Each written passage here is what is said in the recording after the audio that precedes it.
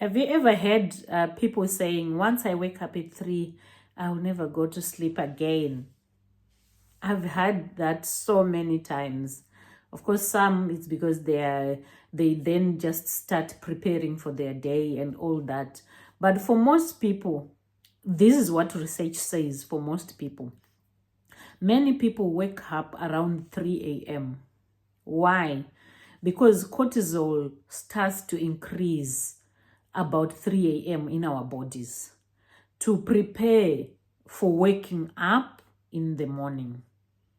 So the reason why our bodies will just, we get out of the deep sleep that time is because our bodies now are getting ready. The cortisol levels increase so that we are in balance. We are ready to react, to respond to what the day throws at us. And that is the reason why for some reason we just wake up. It's an inbuilt system, it's a software in our body that the cortisol increases around 3 a.m.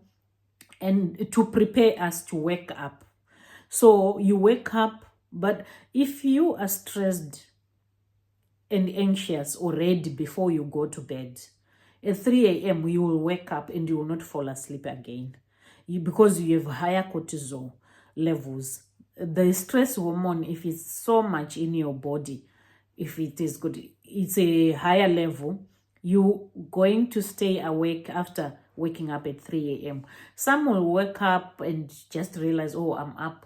Some will go to the bathroom and empty their bladder. Some will just stay in bed, and maybe that's the time. Others will get bored, who don't want to sit without doing anything. They will grab their phone and start being on the phone. Some will go into prayer. Those who are spiritual, they will go into prayer and start praying. But some will just stay there idle until maybe they fall asleep again.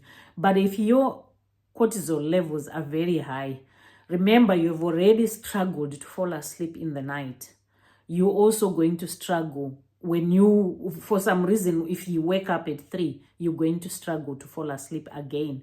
By the time it's 5 a.m., if you're supposed to wake up at 5 or at 6, you are already exhausted and the day is starting for you. You're already starting the day exhausted. So you can imagine you're going to the office, you have meetings lined up, you have people who report to you or people that you report to at the office. Those people are already faced with somebody with high levels of cortisol, moody, grumpy. If it's your family, before you even talk about going to the work, you are already that person who woke up on the wrong side of the bed. I was that kind of person. Until I realized myself, I created this relationship with myself to know myself better, to be more self-aware better. I then told myself I just needed to manage my sleeping patterns. One thing that I had to do to make sure that when I wake up, when I go to bed, I should go to bed. I would make sure I introduced an exercise routine that would exhaust me before I go to bed. Exercise routine, have a bath, also meditate, have some time to connect with yourself before you go to bed. Think through the day. And I focused a lot. I still do that. I focused a lot on things that I was grateful for. Things that I was happy to have achieved or to have done in that particular day. So I found that having a gratitude diary really helped me. It really helped me count my blessings. It really helped me realize the progress that I was making. Because the other thing is, when you're having insomnia, you're depressed, you have just so much going on in your life, we have a tendency of counting the things that are not going on well.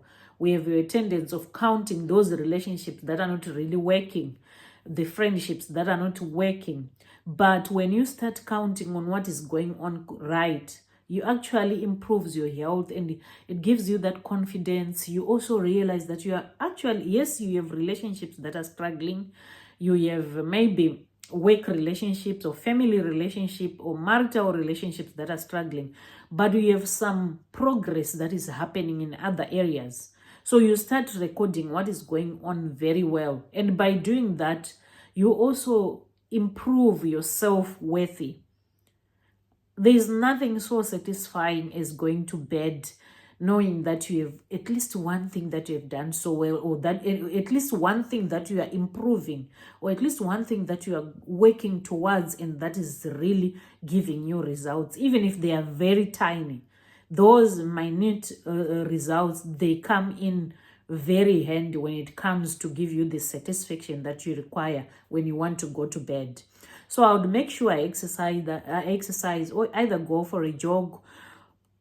If I could go to the gym, I would do that, or just exercise around outside, or skipping rope, sit-ups, planks, and then sit down, have a journal, record what has gone well.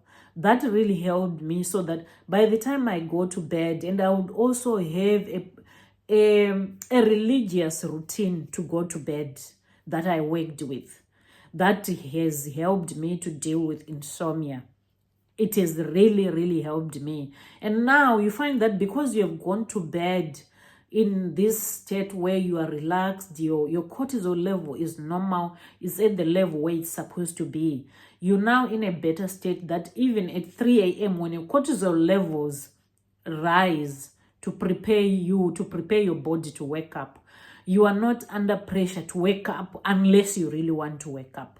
So you get time to rest. You rest properly. You give your body enough time to rest. You give your body enough time to process information, to process. You are giving all your organs enough time to relax and rejuvenate and be ready for the day. I don't want this video to be too long, so I will continue in the next video about the insomnia and what I've managed to keep, the tools that I've managed to keep that have worked for me, and I can see results from those things. See you in the next video. Remember to subscribe, to comment, and also share this video if it has added some value to you. See you soon.